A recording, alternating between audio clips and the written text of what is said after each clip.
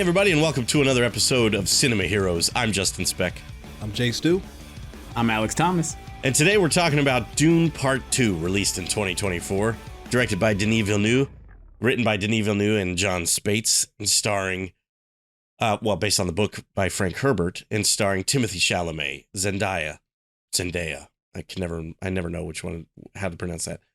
Josh Brolin, Rebecca Ferguson, Javier Bardem, Christopher Walken, Florence Pugh. Am I forgetting anybody else?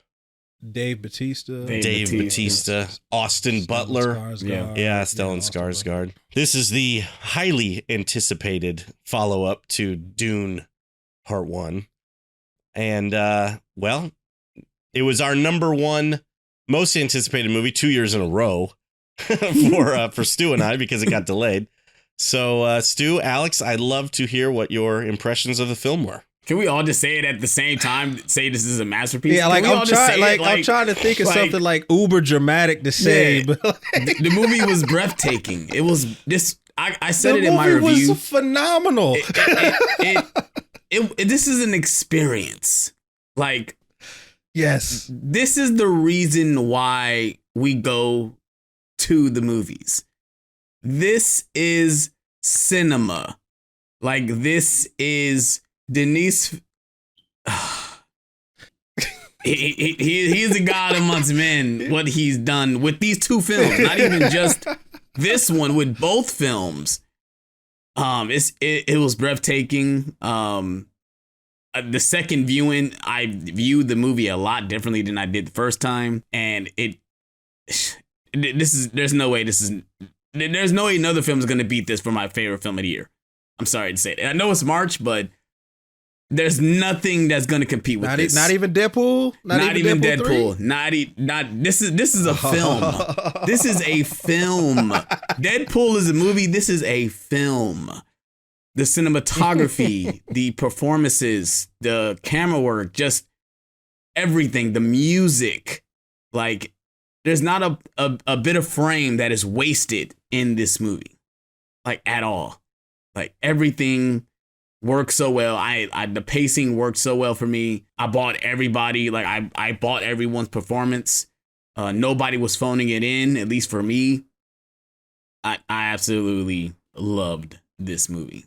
This movie is science fiction. Both Dune movies, because I think that this movie is equal to the first one. I absolutely love the first one, and I feel the same way about this one. This is science fiction at its peak. This is what science fiction is supposed to be. Yes. I've not read the books. I want to now. But after watching this movie, I want to read Dune. Yes. Right now. Yes. Like, I walked out of the theater. I was like, I need to get one. When my Audible credit hits later in the month, I'm going to use it on Dune, because everything that they set up in the first movie, which is the first half of the book, paid off in this movie. Every little, like, all the world building, all the character setup, all of that paid off in this movie. This is a perfect sequel because everything paid off. But it's all like Alex said, it is an experience. Denis Villeneuve said, the first movie we're gonna set everything up, in the second movie we're gonna have fun, and I feel like he went above and beyond. He delivered on that. Like, yes,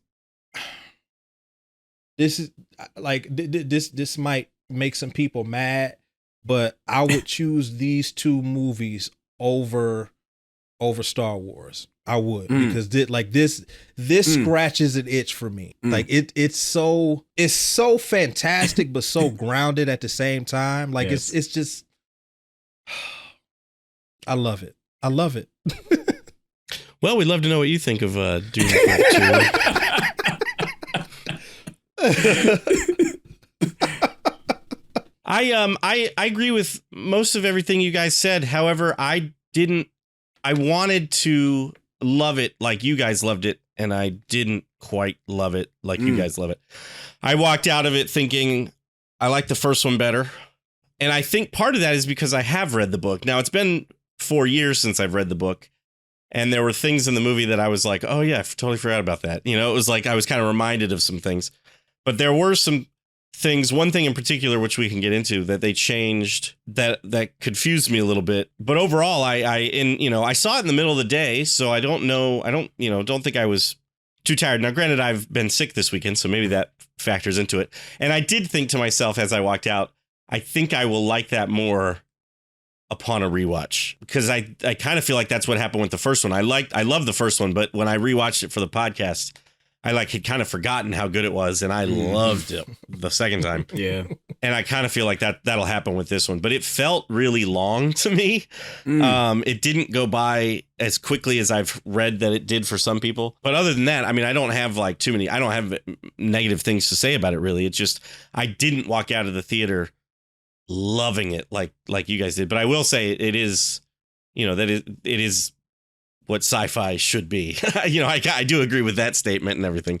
But yeah, I don't know. I don't know what it was, but for whatever reason, I did walk out thinking, I think I like the first one better. Frank Herbert and Denis Villeneuve is a match made in heaven. Yes. It just,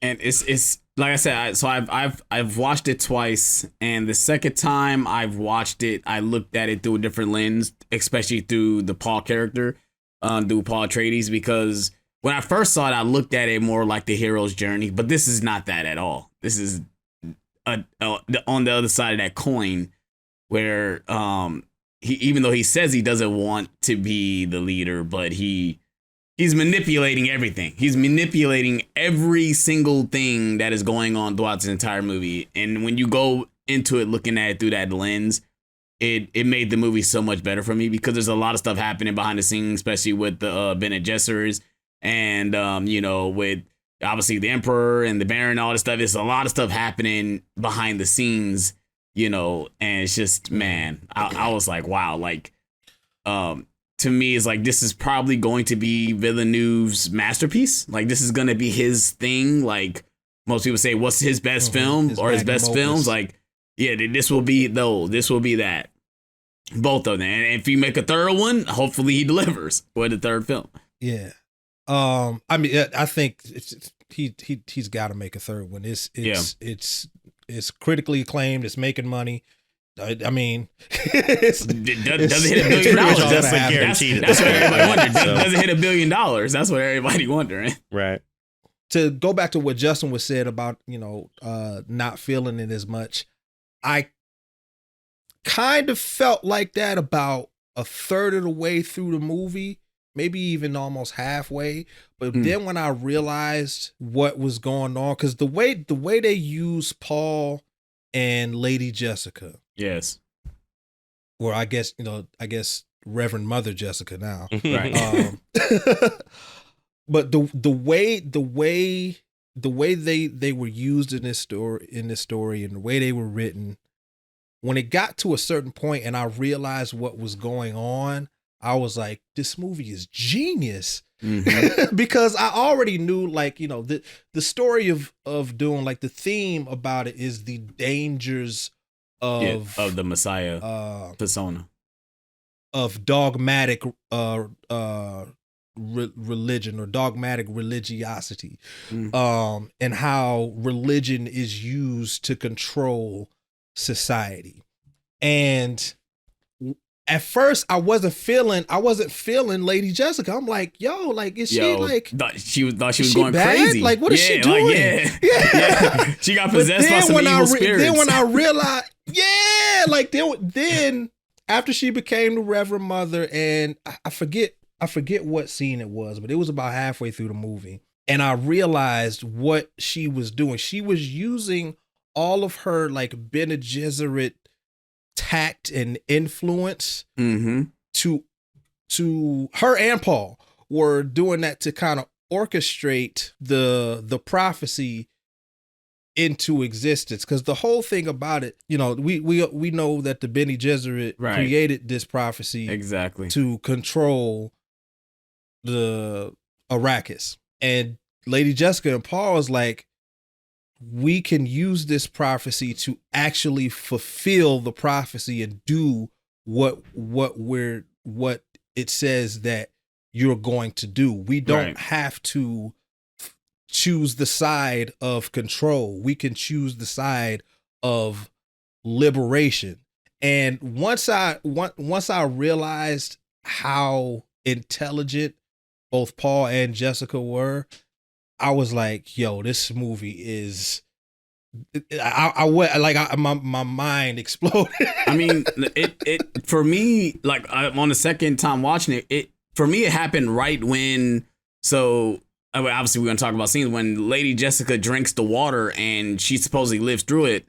And Javier Bardem is a master in this movie as well, but he's like talking about, oh my God, this is that prophecy. And then Paul is like, well, no, she was trained to do that. So he automatically like, I know exactly what to do.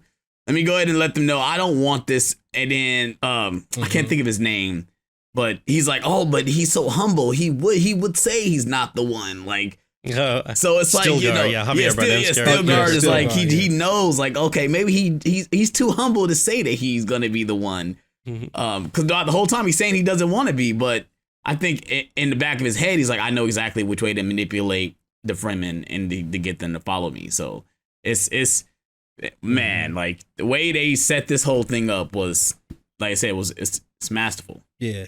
Paul and Lady Jessica was playing chess, not chess. Yes. So coming from somebody who has read the books, I would like to assume that I interpreted it correctly. Because for a moment I did think that, Paul really don't want this. Like he's like not even I wouldn't say he wasn't trying, but it's just like he wasn't in it. But then, like I said, once I realized what was going on, I was mind blown. Now, is that accurate as to what happens in the book, or is that just in the movie? No, I mean it's been 4 years since I read the book, but I do believe that is accurate. I believe you're correct about all that. Mm-hmm. And I think he's even conflicted about doing it like he is in the movie.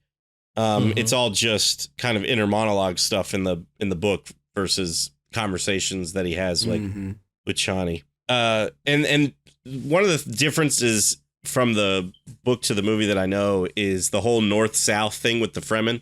Yeah. Where like the South are the ones that are, they use the word fundamentalist, which I don't think they ever use in the book. They're the ones that are like truly believe the prophecies and stuff. And then there's the ones from the North who are a little bit more skeptical. And that's where Chani is from.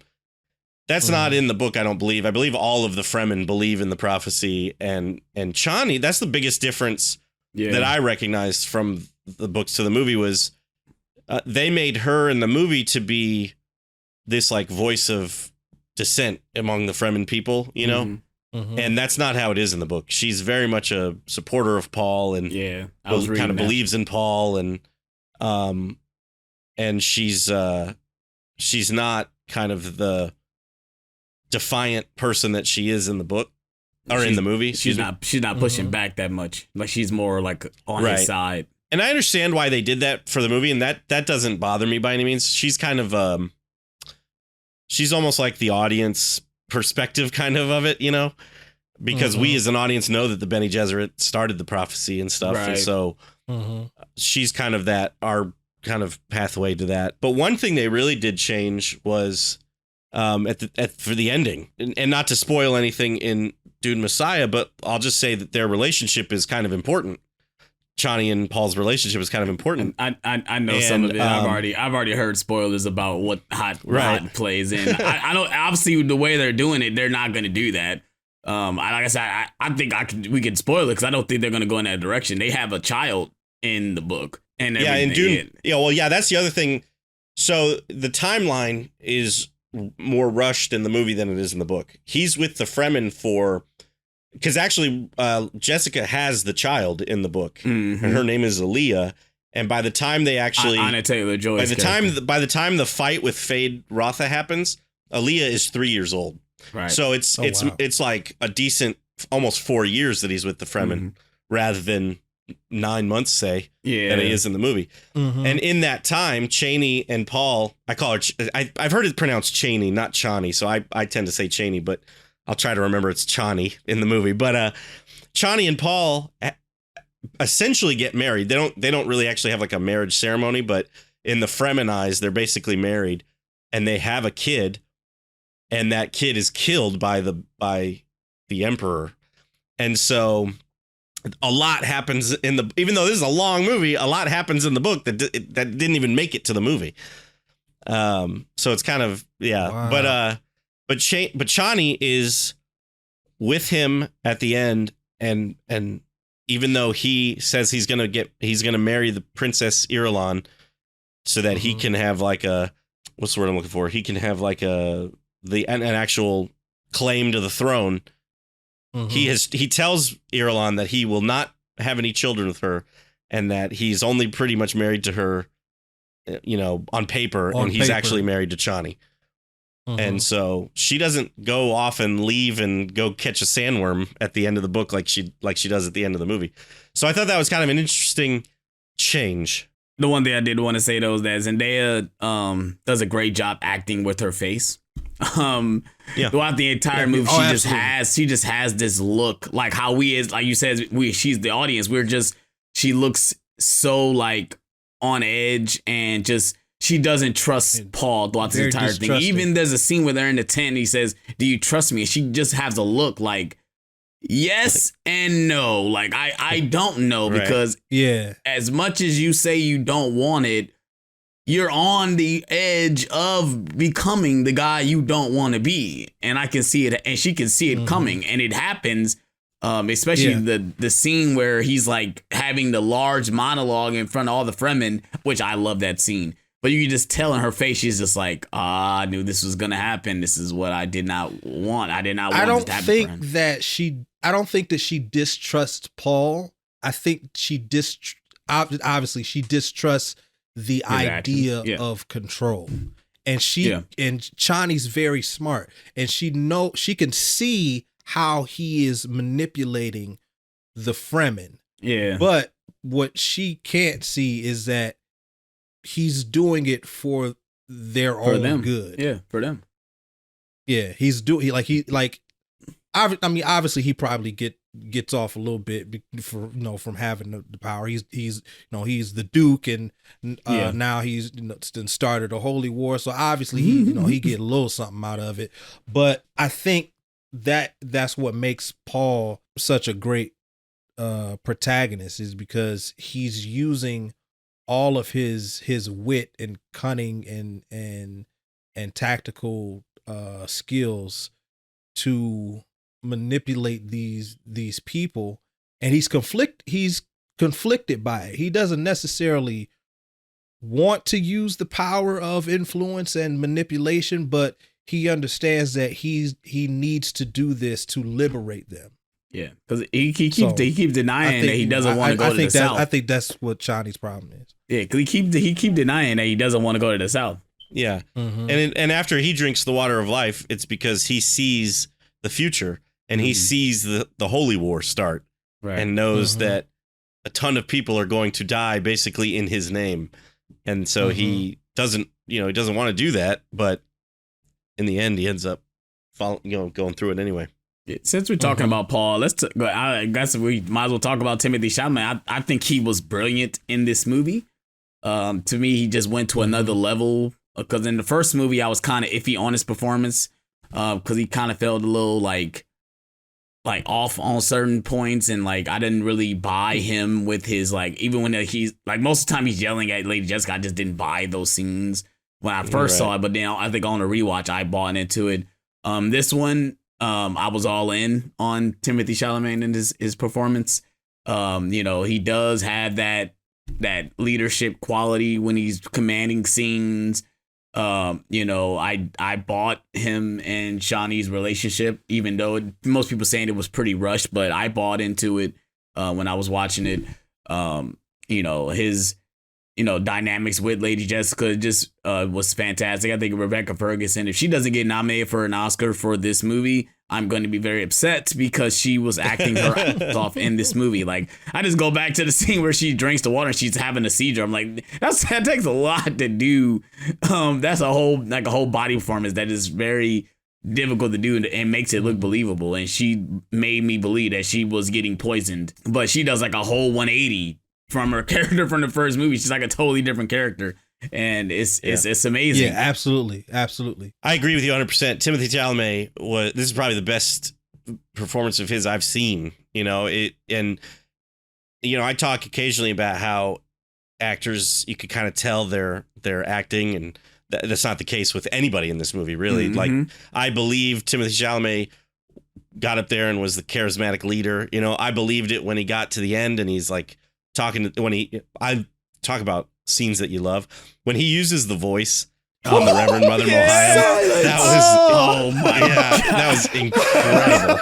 Yeah. Oh my God, man, she was taken aback. She's like, abomination. What have we done? What have we done? Oh man, that was so satisfying. Yes, because I don't like her. Oh my God, man.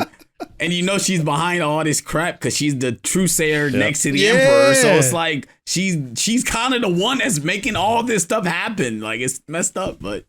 Mm-hmm. Yep. So yeah, and Javier Bardem I thought was incredible. Yes. Most people saying most people are saying that he's their favorite character in this movie. Yeah. Because he was the comedic relief of the movie. Yes. I totally was not expecting that from Javier Bardem. It works though. It didn't feel forced. Like the scene where he's talking to Paul about he has to be out in the desert, and he's like, how you can be with us? You have to survive in the desert. You have to become one with the desert. And he's like, talking about the centipedes. Like, you don't have to worry about the big ones. You have to worry about the small ones. I'm like that doesn't make sense. But like that whole, he said the small delivery, ones. Like his delivery is just it was everything, man. I bought everything he was doing. The fact that I love how they care about water so much, that they're literally draining the water out of the people that they kill. Like, man, the opening scene to this movie where they're being attacked. Well, actually the Harkonnens are trying to attack them, but they kind of get attacked. And like the way it's shot, just like the way the eclipse looks on this, like it looks like they're on Mars. Yeah. That's what it looks like. I when I first saw the sequence, I'm like, is this movie rated R? Because this is actually pretty intense. And that's the one thing I got to give credit to Villeneuve as well. He has a great sense of tension with his scenes. Because like I said, this film could have definitely been rated R. It's just that there's no blood. I mean, it's pretty violent. Right. Like you said, we just don't see blood gushing out of people's bodies. That's why it's not rated R. But I just love that they really, the attention to detail. That's the one thing I've been trying to say. The attention to detail with this film is just it's on 100% for sure. Yeah, and I really love that we got to see more of Jedi Prime. Yeah. Oh my God, that whole entire sequence, man. Prime oh my goodness, fantastic. The way it just turns like black and white, outside, and like the sun makes everything look black, and I was like, oh my God, so awesome. The fireworks look like ink blots, like. Yeah. Oh man, like I was like, look at fantastic. that. That's so different. Like, yeah. Man. Do you guys know why they chose to do that like arena scene in black and white? Because it's not 100% in black and white. Because even when Leia Seydoux looking through the goggles, like the letters on the screen are blue. Yeah. So I didn't really quite get the stylistic choice there. Yeah, I was curious. It's because the sun. Makes the planet like when the sun rays go through the atmosphere. It kind of makes everything appear black and white. Right, because there's certain scenes where you see color, but you still see black and white. Because their planet is like an industrial planet. Right. Mm-hmm. It's so polluted that it turns out that way. Right. It's so yeah. So like when you go, when you go inside, it's in color. I mean, everything is painted black, but it's not nearly as the contrast is not nearly as high as it is outside, and there's a little bit more saturation inside. It's because like the way the sun refracts on them, that it makes everything look like that. And also, like I said, going back to attention to detail, if you notice all the Harkonnens when they go to Arrakis, they're wearing things that's covering their eyes because on their planet, the vision is they can't their vision is different when they go to other planets. So like every time you see them, they're covered. They got like visors on, or they wearing something over their eyes, or something like that. The only person that's not doing that is Batista, because obviously he's been on Arrakis, a lot of times. So he's kind of used to it. But yeah. So you know how in the first movie, Justin, when that scene where they were outside and it was raining, it was I guess like these like industrial fields or whatever, and it wasn't quite black and white. Like you still saw a little bit of color. That's because the sun wasn't out. Mm-hmm. This is the first time we've been on Jetty Prime and the sun was out. So right. So speaking of that, what'd you guys think of Austin Butler? He's new, one of the new Harkonnens in this film. Fade Rotha. Unrecognizable. Awesome. I wanted more of him. I wanted more.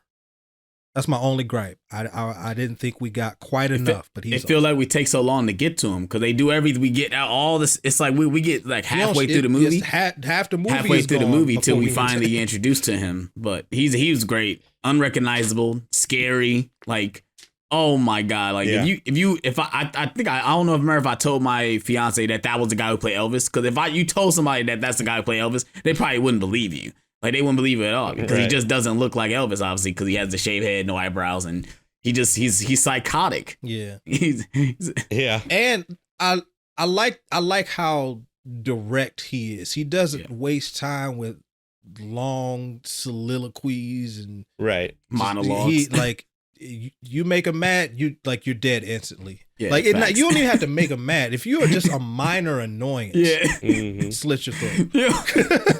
The fact somebody questioning him, he's like, "What? Slit? take him to my room. My pets need some food. Go take him to my room." The thing that I really appreciated about his performance, even though Batista didn't do this, is I love that he basically copied Stellan Skarsgård's accent. Like there were times where he was speaking that he sounded and you thought it was like Stellan Skarsgård. I thought the same thing. I was like, that was on purpose. That's a nice touch. He did that on purpose. Yeah. Oh yeah, I'm sure he did. And I thought it was really smart. I thought it worked really well, and it, made him feel like a Harkonnen. And not saying not only Batista that, doesn't, but like it just really made him feel connected to that family. Mm-hmm. Yeah, and not only that, it made him feel like a Harkonnen, but it made him feel like he was the Baron's favorite. Yeah, mm-hmm. Like you can see that Fed Rotha has like modeled himself after after the Baron. He's just obviously he's not a fat slob. Yeah, I could be wrong because, like I said, I haven't read the book in a few years, but I don't believe that like arena scene is in the book at all. I think they added that to the movie to kind of show who Fade Rotha was and his skills and whatnot, which I thought was smart because he's not, I think he's introduced in the book earlier and they just kept him out of the first movie because there was no real reason to include him. So I thought it was smart. So saying you wanted more, I'm glad they gave us what they did because it could have been less, I suppose, but I'm glad they added that other stuff in there.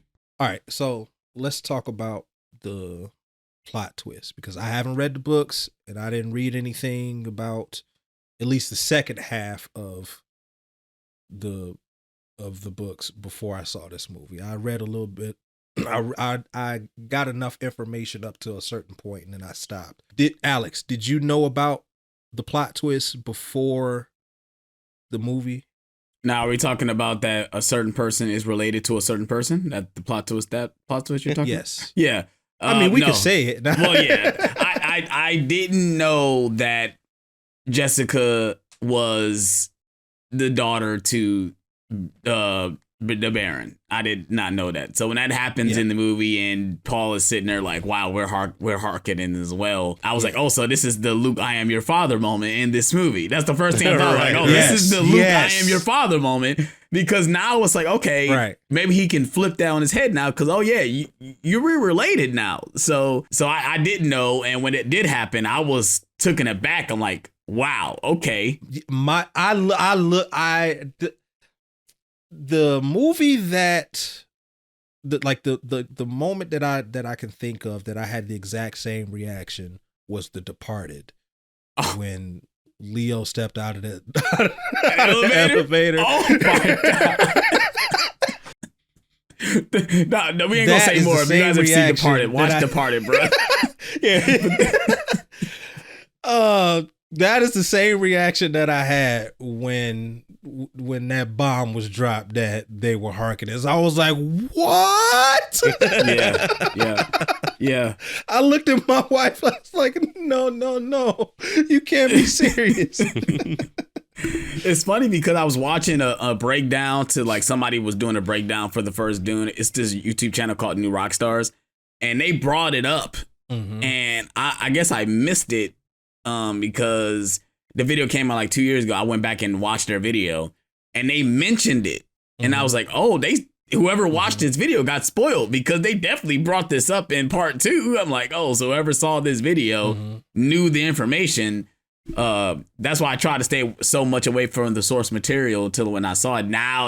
Since I saw both movies, now I'm going in to see like what has been taken out, what has been changed and stuff like that. Now I'm kind of scared to either like, because most people are already reading Dune Messiah because of this movie. I'm like, do I really want to read it? Because what will they take from it? What will they not take from it? Because so far Villeneuve has kind of swayed in different ways with this movie, with the Chani character, even with the daughter, because like I said, she's not born at all. Like she's technically alive. In the movie, the fact that we see a glimpse of her is played by Anna Taylor-Joy, which I did not know she was going to be in this movie. Like when she popped up, I was like, "What?" Like, okay, like I knew she was going to be in the movie, but I forgot because they was. I didn't know she was going to be this character, right? I didn't know she was going to be that character. Yeah. They was talking about it at the premiere, and I'm like, I wonder who she's going to play. And then like going into the movie, I completely forgot that she was going to show up. Yeah, I followed the Dune subreddit on Reddit, and somebody spoiled that she was in the movie, and so then there was a lot of speculation as to who she was going to be, and a lot of people assumed she was going to be. Actually, a lot of people assumed she was just going to be the voice of Aaliyah, because Aaliyah. So when Aaliyah is I like the way the movie did it a lot. If you're not going to have Aaliyah be born, because it is a tough thing to pull off, because she's a child, but she's got the mind of an adult. And so her having the conversations with Jessica in the womb, which I think actually does kind of happen in the books, I thought was a really smart way to do it, because you don't have to try to get a young actor and then have them pretend to be an adult type of thing. It would be difficult. And so a lot of people assumed she was just going to be the voice of Aaliyah for whatever child actress they got. But I liked how it was just a vision, and I thought it was really cool. They kind of do that because once we see her. They revealed it at the end of the movie. Like you actually hear her voice. And then they keep her voice as her throughout the rest of the movie, like when she's speaking. Yeah. I thought that was a very interesting choice, that they're talking to the womb, like they're talking to her, like she's hearing. Right. And then once she drinks the water, it was like now she's awoken. Now she's able to speak. And the first moment when Jessica says something about it, she sounds scared. That's crazy. Like she sounds so scared when she says it. Like crazy. She's talking to me. I'm like, whoa, like, are we going in horror territory right now? Because this is not good. If she's like, if the baby is talking to her, like this is not good at all. But I mean, it would make sense, because when she drank the water, she gets all the Reverend Mothers that's been through everything. She get all their past and the hurt and all this stuff. So it would make sense. But man, like I was like, wow. They didn't know that she was pregnant before she drunk the water of life. Right, man, that whole scene was insane. Man, I want to watch this movie again. Yes. To me, it's like I think this movie deserves multiple viewings, especially with how much is given to us with all the information, with the different characters, different backstories. And there's, like I said, there's a lot of things under the rug that, you know, is if you miss it, when you go back and watch it again, you'll probably catch those moments. Like everything with the Emperor and Florence Pugh's character, and you know, because she's mixed in with the Bene Gesserits as well, like because she's always talking to the main Bene Gesserit all the time. She's a pupil of right, the Reverend Mother. Right. Yeah, one of the things that I think is in the book, but I honestly don't totally remember, is the whole thing with Leia Seydoux' character, who's like her name is Fenrig or something like that. And I recognize that name, so I know, and I remember there was a Count Fenrig, so I think she has a husband that was not in the movie. I found out today that Tim Blake Nelson was actually in the movie and had his scenes cut, and so I'm not sure if that's who he played or what. But oh wow! But her sleeping with Fade Rotha and the Bene Gesserit kind of back, you know, dealings with that. I don't totally remember, so I'll be interested. I can't remember if that's in the book or not. I'm going to reread this book because it was the same. I had the same feeling walking out of the movie theater that you guys did. I was like, I need to read that again. And I actually kind of wanted to reread it before I saw the movie, but I'm kind of glad I didn't, because I think maybe more changes would have been more obvious to me, and maybe would have messed with how I felt about the movie. But I definitely want to reread it now and reread Dune Messiah and Children of Dune, because those are the only 3 I've read so far, but they're all so good. Yeah, because it's like it's 6 books all together, right? It's like 6 books all together. 6 books that Frank Herbert wrote, yeah, and then his son has written a bunch, but I've heard those are not as good as the Frank Herbert ones. So he's kind of kept the Dune legacy going. There's he's written like 20 of them or something, but oh wow. But Frank Herbert has only he only wrote 6. Yeah. I've been reading, I think Villeneuve only is going to do 3. He's only going to do this next one, and I think that's it. Dune Messiah. Yeah. That's probably smart. I don't know if I'm going to read Dune Messiah once I read You want to go into the movie blind? Yeah, I think I'm gonna go in blind. I think that's the best way. Absolutely reading Dune. Yeah, I think that's the best way, man. Just because I don't want to subvert expectations and have a certain what I think the movie's gonna be, because I want Villeneuve to do his own take on it. You know, I want to see what he's gonna bring to it. Because now that he's made both of these movies, I'm sure everyone now is about to go back and look and see, do the comparisons and stuff like that. Right. Yeah, of course. And which to me, it's it's an adaptation. I hate that we do that. That's why I was telling people with, especially not to bring Harry Potter into this or even Lord of the Rings. It's it's an adaptation. Yes, they're taking obviously the page and putting it on the screen, but there's certain things that they had to take out. There's certain things they have to do to make it more cinematic than it actually is on the page. Because Villeneuve also said he has issues with dialogue or something. A thing came out said he says he has issues with dialogue. We go to the cinema for images, not for dialogue. The thing that's so difficult about these types of adaptations is the book, from what I've researched and from everything that Justin has told me, it's so rich with lore and world building that it would be impossible to make a beat for beat page true adaptation. Right. You can say that about any. You can say that about any book series. I mean, Lord of the Rings to me is on top of that list. Those books are. They have so much in it that there's no way, please do it cinematically. Yeah, and books don't have the restrictions that movies do. Exactly. Movies tend to have to be 2 to 3 hours long. Right. And so there's only so much you can fit in there and keep everybody's attention and keep, whereas books can be, anywhere. You can have a 200-page book or you can have a 1,000-page book, right. Yeah. It doesn't.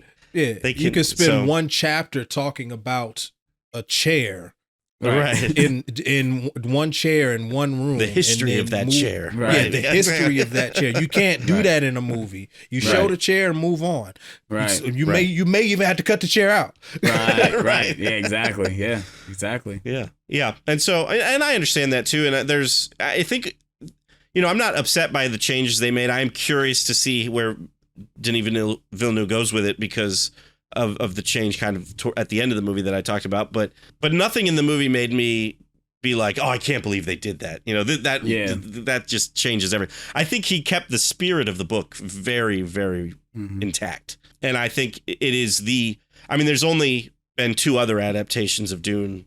Previously, it was the David Lynch movie and then the sci-fi miniseries. Right. And this is easily the best adaptation of Dune there is, hands down. Sure. I can't wait for Stu to watch the 1984 Dune. We might have to do that one soon just so you can see just how it is. There are fans of that movie, and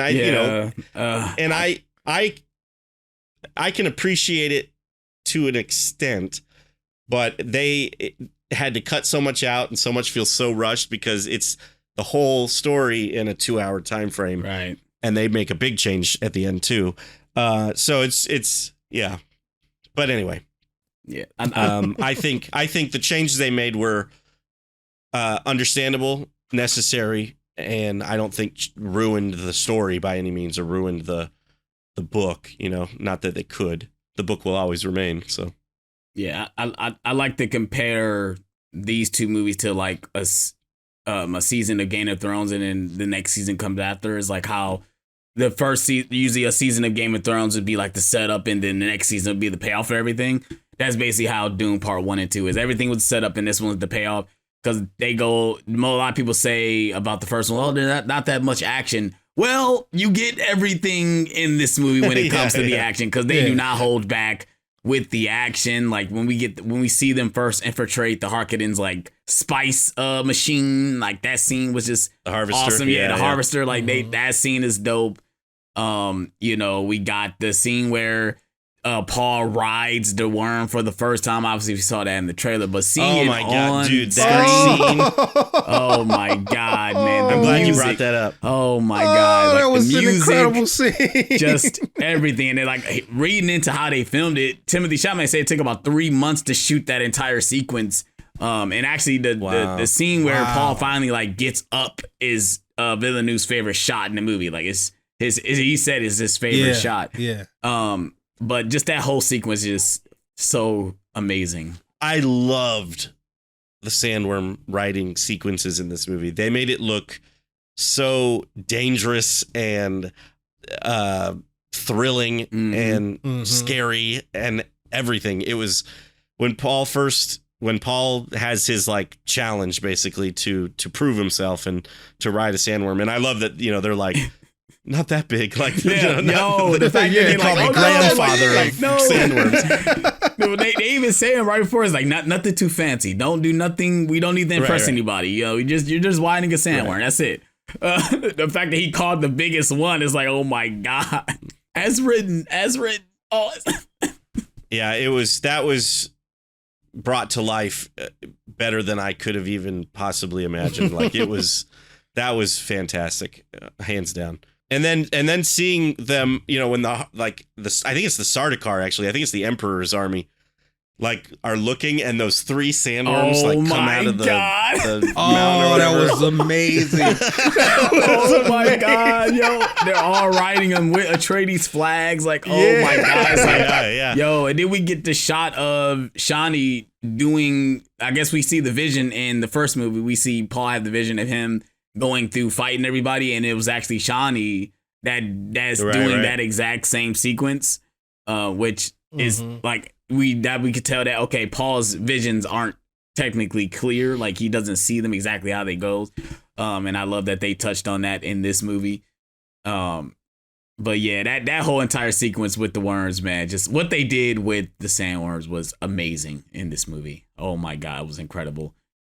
Even the fact that we see a little baby one and we see where they get the water from. It's from a little baby sandworm. Yeah. But yeah, I loved everything they did with the action. The action was just on another level. The fight choreography, I feel like I did not talk about that enough in my review for the first Dune.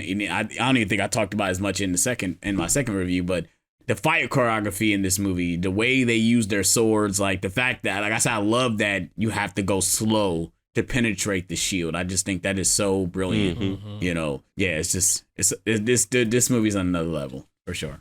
We see the return of Gurney. Yes. Yes. Thanos. Yeah. Thanos and Drax.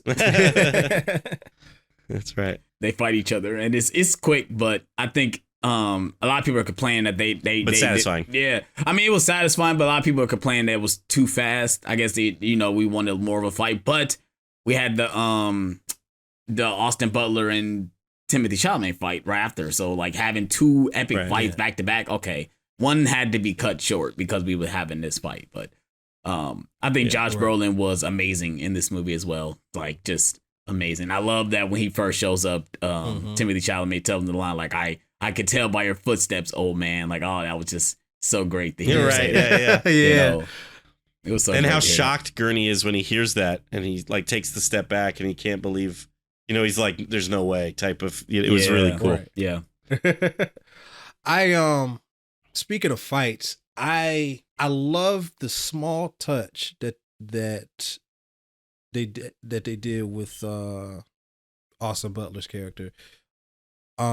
He is as crazy and evil as he is. He still has a small glimmer of honor. Yep. It's very subtle, but when he fights, he doesn't necessarily fight dirty. Right. And when, at the end of the fight, he says, you fought well. Yeah. Whether he wins or loses, you fought well. Yeah. I thought that that was a very small touch, but very significant in my opinion. I agree. I loved everything they did with Austin Butler's character, especially when it comes to him. Like you said, he is crazy, but he does care. He does care, about his honor and stuff like that. We see that in the arena scene when he finds out the one guy isn't drugged, he's actually able to fight, and he takes off his shield. He doesn't have his shield on. Like, okay, you want me to fight for real? How about we fight like equals? Because me having the shield ain't gonna do it. It's not gonna be good. So I love that. He was willing to take that and do that. Even though he's not on screen very much in the movie, I really liked Christopher Walken as the Emperor. That surprised me. I thought he was a good choice. And it's weird because Yeah. I rewatched the trailer and I didn't even notice his name was in the cast. They show all the cast at the end of the trailer. I did not remember his name being in there at all. And so when he shows up as the Emperor, I said, "Oh, like okay, like Christopher Walken, where has he been? Like this is random. Like that he shows up as the Emperor." The fact that Florence Pugh is his daughter, like okay, yeah, that's interesting. And I thought he was good as well. I expected him to be more menacing, but he's actually kind of soft spoken. Mm-hmm. He's a tired old man. He's not an evil emperor. That's what I got from it. Like he's a tired old man. He kind of doesn't want to be bothered. Yeah. Get off my lawn. You're right. Get off my lawn. That's what he's like. But no, I still think he did a great he did a very good performance with the little that he had. But I personally expected him to be more menacing. But I guess you couldn't have too many characters like that because you got the Baron. All of the Harkonnens are like that. Right. You got the Reverend Mother, who is yeah. probably the most menacing person in the movie. Yes. So somebody had to balance out the scales. Right. Yeah. And I like how they did it. Yeah. Yeah. I love the scene when the Emperor confronts the Harkonnens about what they done, and they literally like disarm the Baron, basically like just cut him from his little like hovering thing or whatever. It just makes him like he's nothing. Like this guy has been doing all these terrible things, talking about kill all the Fremen and all this stuff, and now he's a little man compared to what the Emperor is to him. And I love that scene, man. Stellan Skarsgård is incredible as the Baron. He's kind of also like, not saying he's put back on the back burner, but he's also like going through the shadows. Even the first movie, he's not there a lot, but his presence is there because of everything that's going on. Now, I want to ask this question. Watching this movie, did it make you guys want to go back and watch the first one? Like, did it immediately make you guys want to go back and watch the first one? Yeah, for me, yeah. Yeah, for me too. I mean, like I said, I walked out thinking I liked the first one better. And so there was a part of me that wanted to rewatch it. My wife especially felt like she wanted to rewatch it because she hadn't watched it in a while and she couldn't remember certain things. She was like, man, I really wish I had watched it before we had gone to see part 2. But it immediately starts where part 1 ends. Like, right, yeah, exactly. And no setup. Yep. No previously on. That's right. Previously on Dune. Previously on Dune.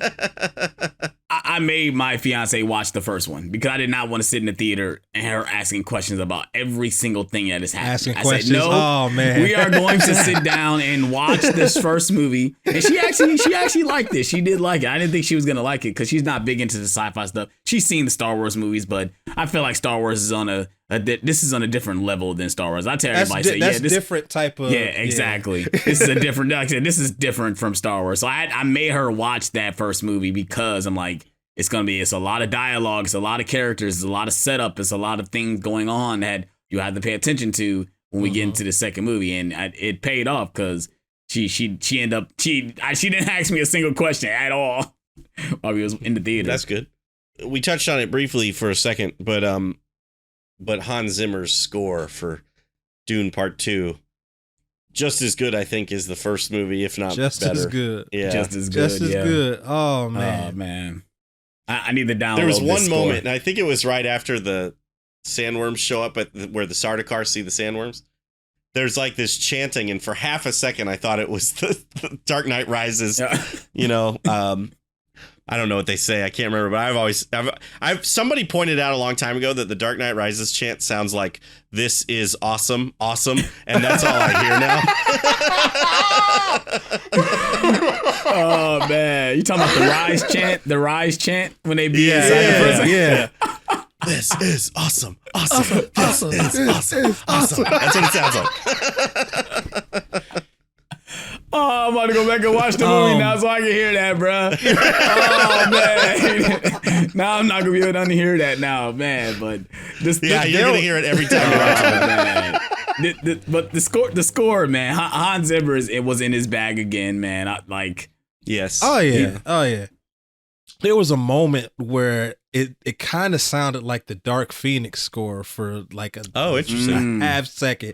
I think it was the scene where I can't remember whether it was the Sardaukar or the Harkonnens. I think it might have been the Harkonnens. They were flying over Arrakis, and it kind of the music that was playing sounded like Dark Phoenix.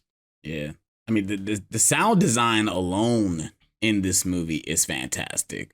I was thinking of the sound design in both movies is fantastic. Yeah. I was thinking about a sequence when the Harkonnens are they're attacking Arrakis and they get down to the floor and it's nothing but like a dust fog cloud, and it's real loud when they're blowing the bombs, but when they get back down to the when they get onto the ground, it's silent, so you can't really hear anything. And then when Paul is taking out the Harkonnens, it's so quiet. All you hear is like air like moving past and the slicing of a knife. And you get a moment where he's walking. Like I'd say this is his Luke Skywalker moment, like Return of the Jedi, when he has his hood up and he's just like, I already know, like the flash, and he's just like one flash, and the Batista is just so scared that he literally retreats away from the fight, and like, oh my god, this sequence right here, I can't get it out of my head. He has a lot of moments like that, because I even think about the moments when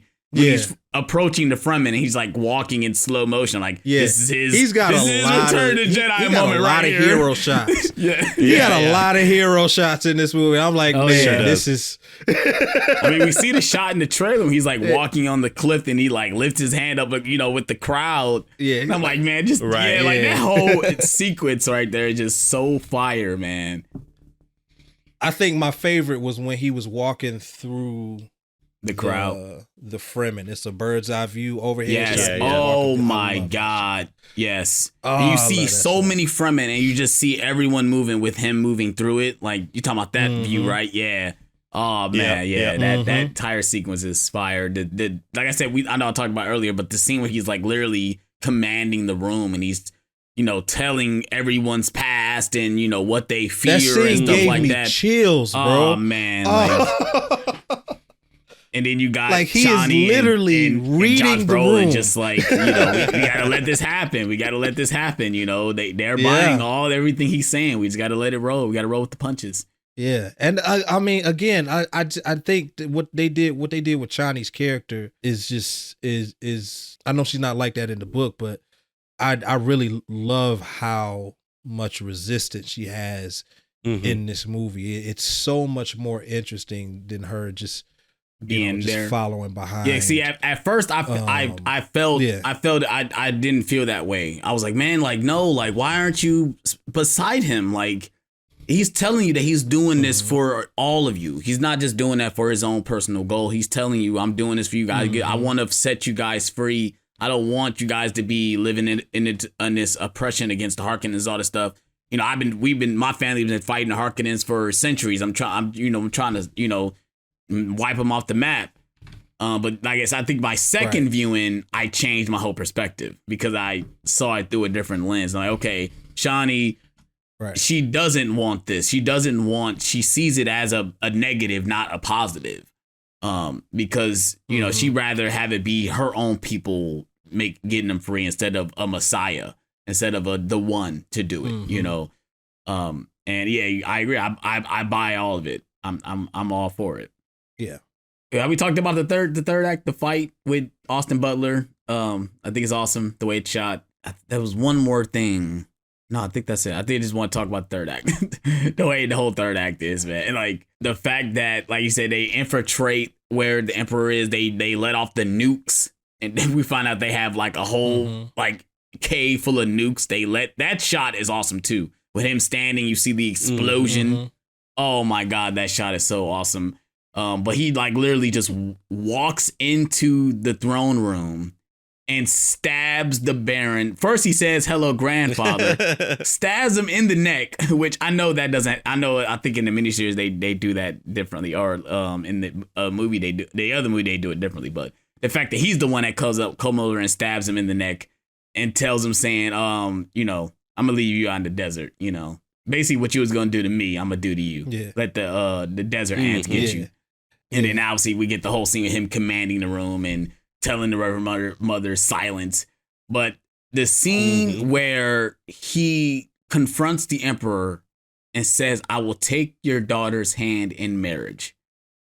And my theater gasped because we knew Chani was in the room. Oh my God. Right. Everybody, I swear that was because we knew, oh man, you done messed up. You done messed up. Like, you done messed up. You don't do that with her in the room. I get it. But it's like, man, not after you just told her, but again, I'm going to love you till my last breath. That's why he told her that.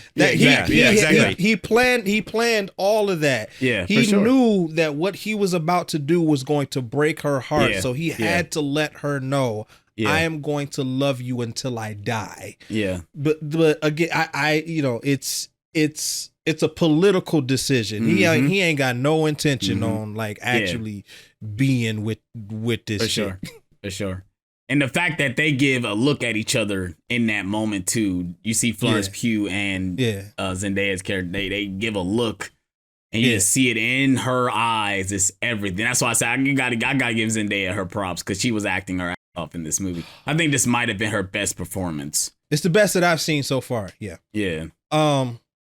There's something I wanted to mention about the Emperor and Duke Leto. So the way I interpreted that whole scenario was that the Emperor didn't want to kill the Duke, but knew he had to in order to retain power. Yes. Right. Is that correct? Yes. Yeah, I believe so. Yeah. Okay. Yes.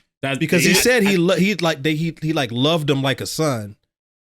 So okay. But he said he was too I didn't know weak, if he was just saying that to say that, or I don't remember in the book if the Emperor feels that way about Duke Leto, if he feels like he, loved him like a son, if those lines are in the book or not. But I do know that the House Atreides was getting too powerful and gaining too much favor with the other houses and stuff. And he was like, I can't have this. So, although it was interesting, though, and again, this is why I want to reread the book, because there's things like this where I don't totally remember. I thought it was really interesting in the movie how I think it's the Princess Irulan who asks the Reverend Mother, like, did you set it up so that my father would kill the Atreides and blah, blah, blah? And she's like, of course I did. Yes. And I thought that was really interesting. And it really works in the movie because, like we said, the Emperor is this kind of soft-spoken guy. He's not this menacing character. Right. And so having the Reverend Mother in his ear all the time. Yeah. That's what I say. He just kind of being the one pulling the strings was really interesting. Yeah. She's Palpatine. Yeah. Right. Yeah. She's the one, man. It's funny going back to the first movie when she interrogates Paul, does the box thing. I'm like, the pain something box. The pain box is like, and then it's funny we get a call back to the pain box in this movie too, which was pretty interesting. I like that as well. Fade. Yeah, but he would pass because he likes pain anyway. So that was kind of a test that wouldn't work on him. But but it was more of can they control him? Obviously, it doesn't matter because Paul gives him the business in this fight at the end of this movie. Which when Paul got stabbed, I was like, ooh, like that doesn't make sense. Why did Paul get stabbed? Like, he's not gonna live? And then of course they flip it and he does a little trick and kills Fade instead, which I did like. And then he tells Paul, like, you fought with honor, or you fought well, Atreides. You fought well. Yeah, you fought well. Yeah, I like that. But yeah, I think this whole third act was brilliant. Even though it does end on a cliffhanger, but I feel like if they didn't make another movie, I think I would be satisfied with what we got. If they just did these two movies, I would be satisfied. Because obviously, if you want to read more, just read the damn book. Just buy the book if you want to know what happens next. But to me, a lot of people are complaining, oh, it doesn't have an ending. I'm like, well, it kind of does because everyone fulfills what they wanted to do. Everyone got their revenge. Right. All the other houses don't agree with what Paul is doing. And now we're about to lead on to this war, which I am interested in seeing what they're going to do with this war. Hopefully it does have an ending. Hopefully we do get a definitive ending. Because if Denis Villeneuve isn't doing these movies, I don't think I want anyone else to do them. I don't think I want anyone else to make these movies, because I don't think everyone's going to do it like on the level he does it. That's like, to me, it's sorry, like no one has made a better Terminator film than James Cameron for his first two movies, and we can see the essence of that. I don't think anyone else should make a movie that a person this is what they've been doing. But I mean, if this was the way it ends, I would be satisfied. Because and I'm so intrigued to watch these movies back to back. I'm so ready to own this on 4K. Yeah. I'm so ready to own this in my household so I can watch both movies back to back. I've already pre-ordered the Steelbook. Yeah, it's in my cart right now. Thursday I need Thursday to hurry up so I can make sure I solidify my copy. I'm double dipping on this movie. I'm buying 2 copies of this movie. That's. I was thinking about that too, because the Steelbook comes with the Blu-ray and a digital copy. The picture that I saw it comes from with both versions. Mid-Level Media that posted on Instagram, the regular 4K and I know it's early and we don't even have a release date, so the artwork could change, obviously. But that picture just says 4K. Well, I was like, is Warner Brothers not even including the digital copy on the standard 4K, which is going to piss me off. But that's why I pre-ordered the Steelbook instead. But it'll come with a digital, but it won't come with a Blu-ray. Right. Which is another reason why I did which is why I might double dip, because I like the blue. I think the Steelbook will look nice, but I kind of want the regular 4K, but I want the Blu-ray too. So, I mean, I probably will get the regular 4K because I have the 4K for the first one. I would need to buy another Steelbook for this first one because I'm going to get the Steelbook for the second one, because I'm just hate to have just part 2 Steelbook and not have part 1. Yeah, I would not have part 1. So I know they re-released a Steelbook, like a glow-in-the-dark Steelbook at Walmart. I'll have to see whether or not it's at my Walmart. But Right. I probably am going to buy that just so I can have a steelbook for it because I'm getting a steelbook for the second one. Yeah. That's just the collector in me. I'm stupid. I'm stupid. Well, I don't think we even need to do the rating, but we'll do it anyway. I know what you guys are going to rate this movie. So, how would you guys rate Dune Part 2? 5 out of 5 sandworms. I mean, 5 out of 5 Paul else is there to Atreides say? Funko Pops. Nice. Yes, it's a 5 out of 5. I have the old Kyle MacLachlan Paul Funko Pop Nice. and the Sting Fade Rotha. Nice. For me, I'm not going to quite give it a 5. I'm sure I'll give it a 5 when I watch it again, which probably won't be till it comes out on physical. But for now, I'm going to give it 4.5. I actually was originally going into this podcast was going to give it 4, but talking with you guys about it and reminding about certain scenes and how good those scenes were, I bumped it up. So 4.5 waters of life for me. So yeah. Well, we'd love to know what you think about Dune Part 2. You can always let us know at cinemaheroes.com. You can tweet at us or comment on our Instagram. Both handles are at cinemaheroes. If you're watching this on YouTube, give the video a thumbs up, subscribe to the channel if you haven't already, and comment down below what you think about the movie. We'd love to hear from you, however you want to reach out to us. I think that about wraps it up for this episode, though. I'm Justin Speck. I'm Jay Stu. I'm Alex Thomas. As always, thanks for listening. Thanks for subscribing.